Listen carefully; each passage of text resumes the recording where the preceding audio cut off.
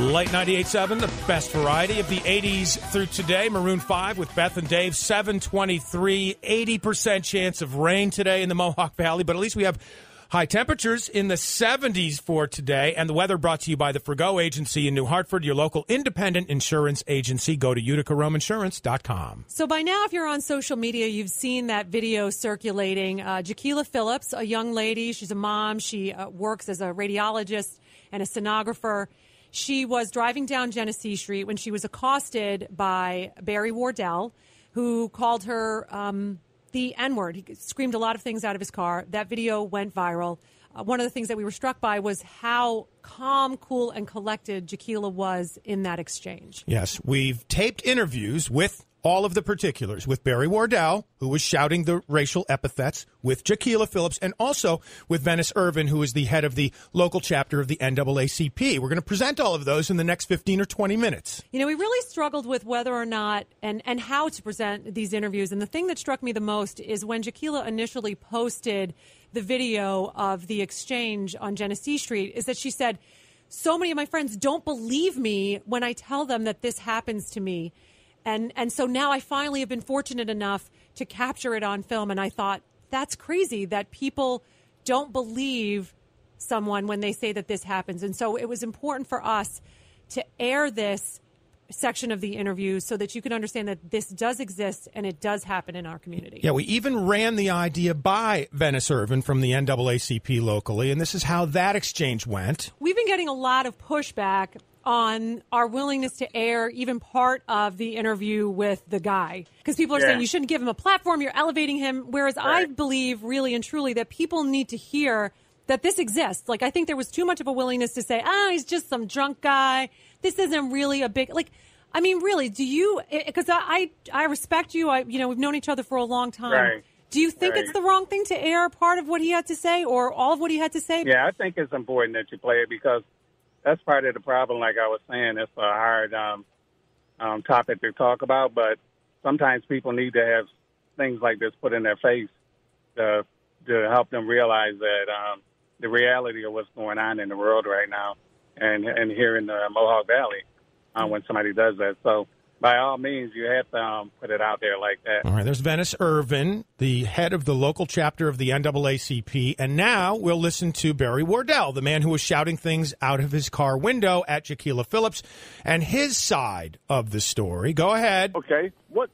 Let me tell you what happened. My friend, I mean, I was drinking, by all means. I wasn't driving. My friend was driving, and we were parked. We were at a light on Genesee, which was a totally different car than the one that videotaped us.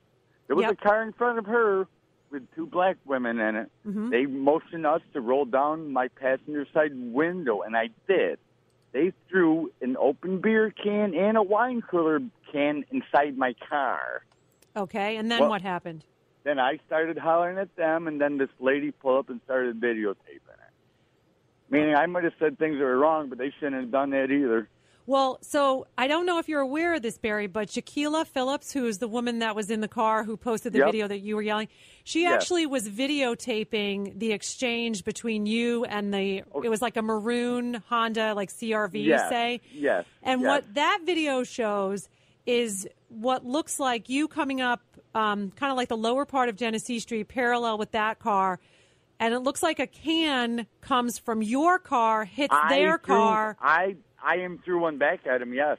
And then a cup comes from their car and hits your car, and then you can be heard screaming "N lover" at them. They threw things first. Why did they do that, do you think? Why? Well, when I rolled down the window, they told me white lives don't matter.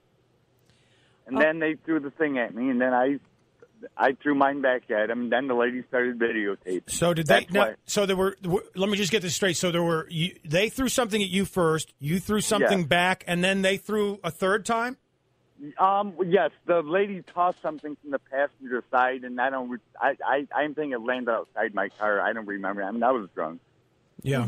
But the maroon car is what started this whole thing. I mean, I was parked. I mean, we were at a red light, and the lady motioned me to roll down my window, so I did.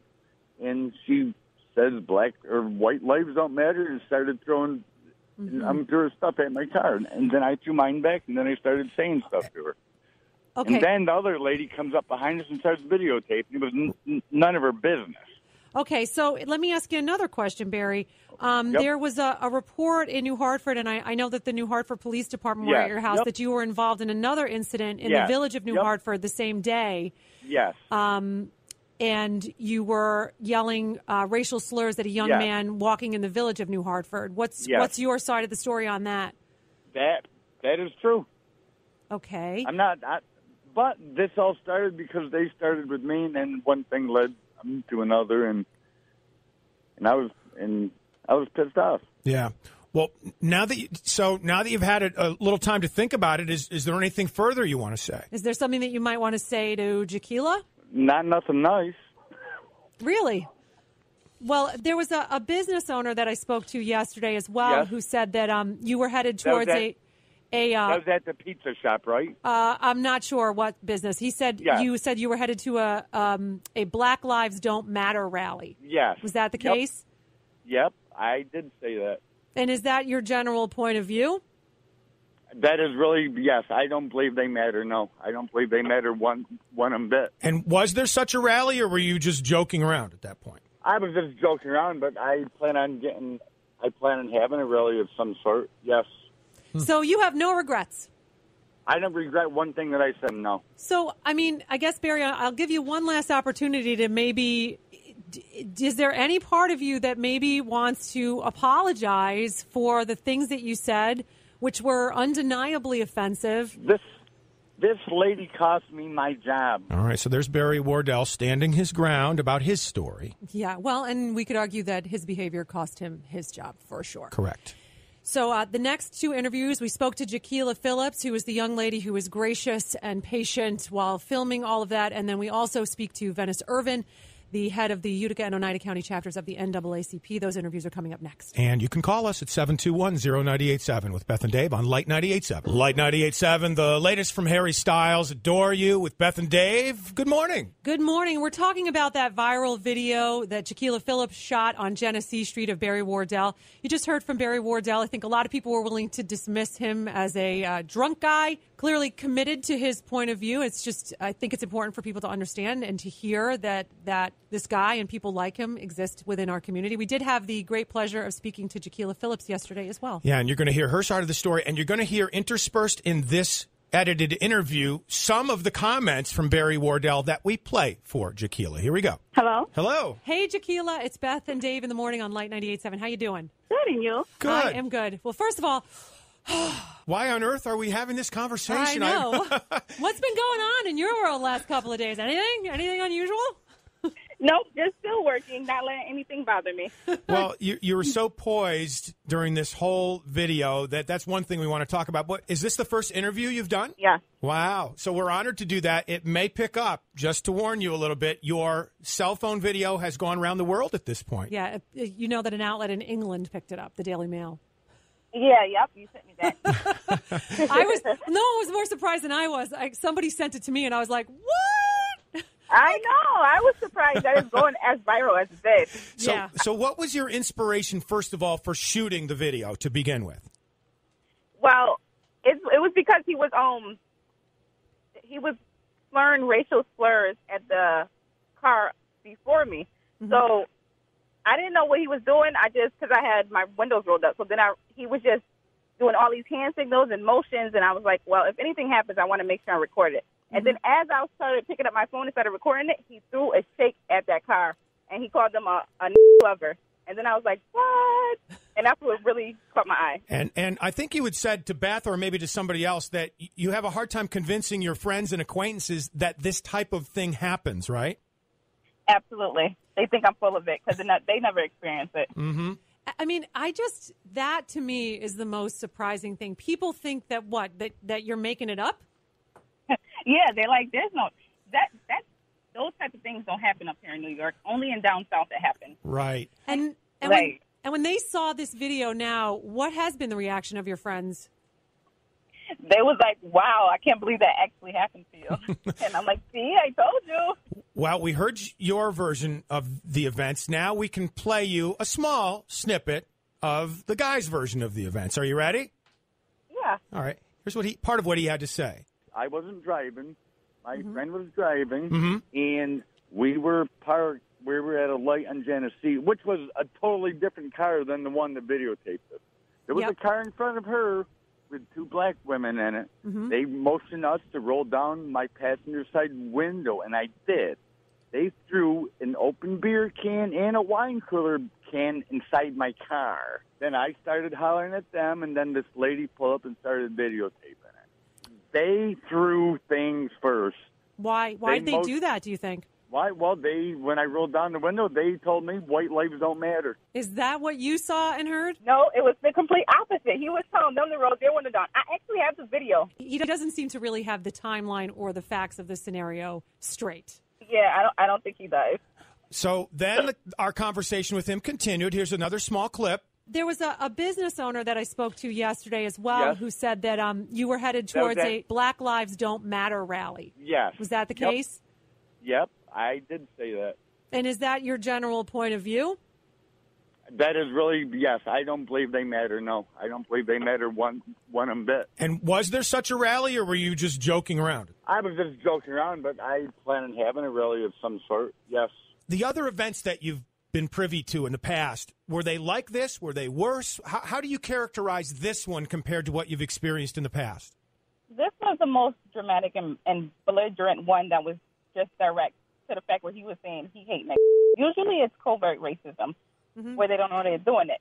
The other experience that I had before that was it was on Barry Street. Okay. And I was at the bar, and it was the owner. It was a really busy night, and it was the owner there. And he just kept going past me. Going past one of the two Caucasian people on either side of me. And then I was like, hey, are you going to help me? And he said no, because you black people don't know how to act when you start drinking.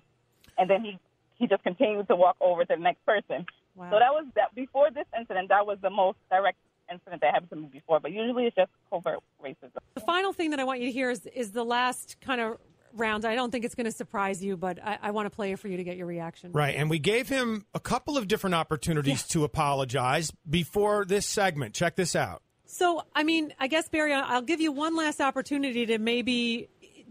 Is there any part of you that maybe wants to apologize for the things that you said, which were undeniably offensive? This lady cost me my job. Well, one could argue that maybe your actions cost you your job. No, I didn't cost him his job. He did. All I did was ask him some vital questions, and he answered them. I'm not a person to spread hate or negativity. He was, and that's what he did. And he caused that himself. I didn't do anything to him. So you've sort of experienced a wide spectrum of this type of racism, you said. This was the worst example you'd experienced. Do you deal with them all the same way? And do you think there's any helping a racist come to their senses when it comes to a situation like this?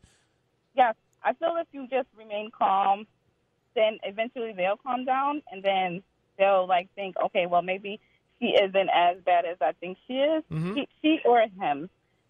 And maybe we can talk things out, and maybe I can get her point of view or that person's point of view to see how they feel about things. Again, I don't think I can express strongly enough how incredibly gracious and patient and perfect you were. And I don't think I would have been able to do the same thing at all. And I might add, I know it's not polite to ask a woman's age, but may I ask how old you are? Yeah, I'm 29, and I'm also pregnant, so I kind of was fearful. I'm like, wow. I'm going to remain calm. If I remain calm, then nothing should happen. Right. Listen, just as a woman who's been pregnant 3 times, I'll tell you, the fact that you were able to remain calm with all those hormones going through you, that's even more of a testament, because I would have lost it. Jakeila, I want to thank you so much for taking the time. I really appreciate it. You have a great day. Thank you. You as well. Bye-bye. Jakeila Phillips, we interviewed yesterday, the African-American woman who experienced the racist tirade. Yeah, just as gracious as always, as gracious as she appeared on that video, and just a great girl. We're so happy that we had the opportunity to speak with her. She was fantastic.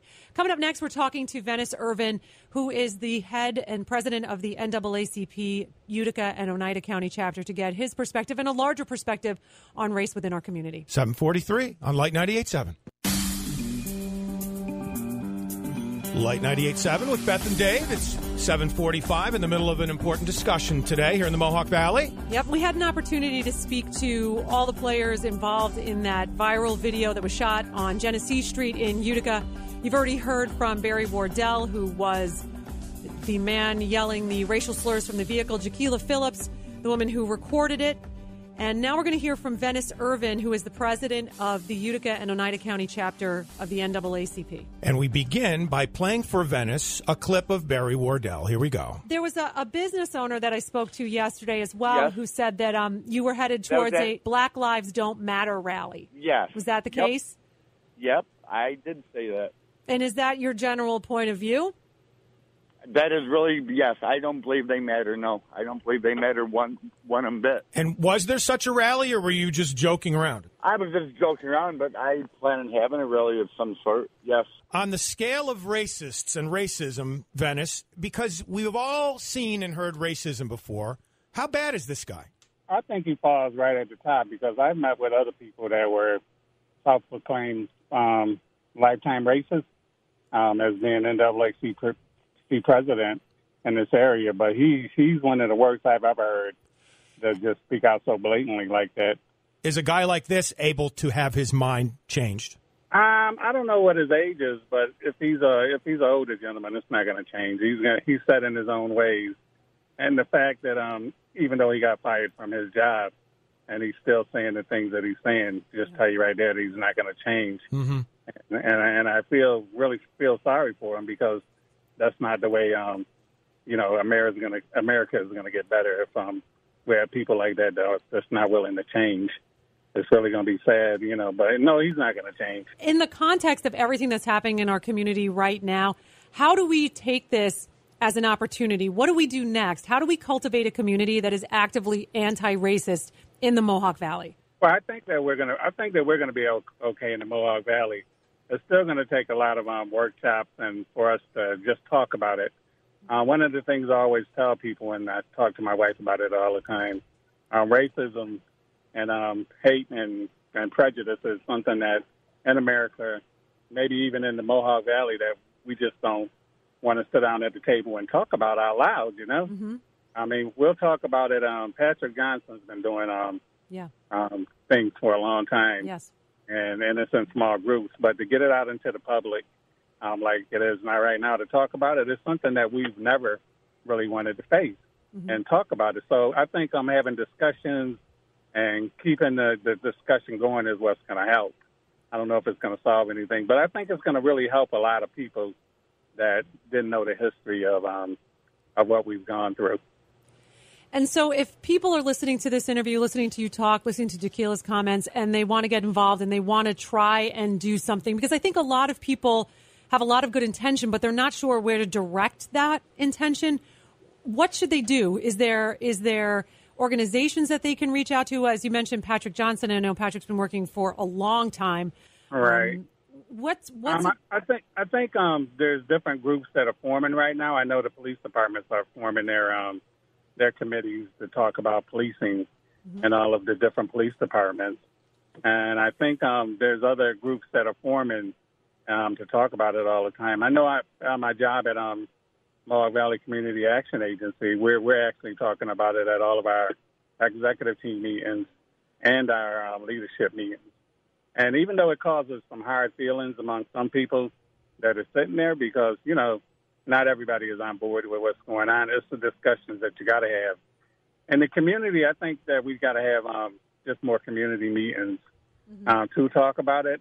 And right now, I think there are different people that you could talk to. I know the NAACP and some of the people that are involved with our group in Utica and I think in Rome would be happy to sit down and have a group discussion with people. And there's other group discussions that could be developed by the black community or even the white community, because some of the white community does get it and they understand and they've known for a long time what's going on. So getting those groups together and forming those committees and, town hall meetings or whatever we got to do, that's what we're going to have to do. Segregation has really hurt the effort to try and bring the races together. But for those of us who've played sports with all types of different Right. people or who have been in the military with all sorts of different people. I don't think that those types of people have as much difficulty understanding other races. I don't think they do, but some of them. What comes to my mind is the Drew Brees thing and what he said and how people took that. They jumped on that right quick, and he apologized. Yeah. And I felt bad for him because I know he's played with a lot of black players, including Will Smith, who was a practice star here in Utica. Yep. Yes. But sometimes people say things, even in the professional level, that get them into a lot of trouble, and they have to backtrack on it. I'm still waiting for the NFL to take back the comments they made about Colin Kaepernick and give him an apology and do something for him. But we're all watching, and we know that these things are happening in professional sports and other sports. But locally, all of us that have played sports around here, I don't think we've seen anything like that in the sports world and locally, but maybe on the national level, I wouldn't know. But I think it's kind of tough. Mentioned Colin Kaepernick, the quarterback who's still sitting on the bench, but another black American quarterback, Cam Newton, signed a free agent deal, although with the hated New England Patriots. So I don't know. I do hate that. Yeah, I was in shock at that he was signed with them, but because I'm a New York Jets fan, so Oh, we're sorry. I don't want to give them any type of ups on us right now, and that might help them. Venice, thank you so much for your time. I really appreciate it. Okay. That's Venice Irvin from the NAACP locally. If you have any thoughts, 721-0987. You're listening to Beth and Dave in the Morning on Lite 98.7.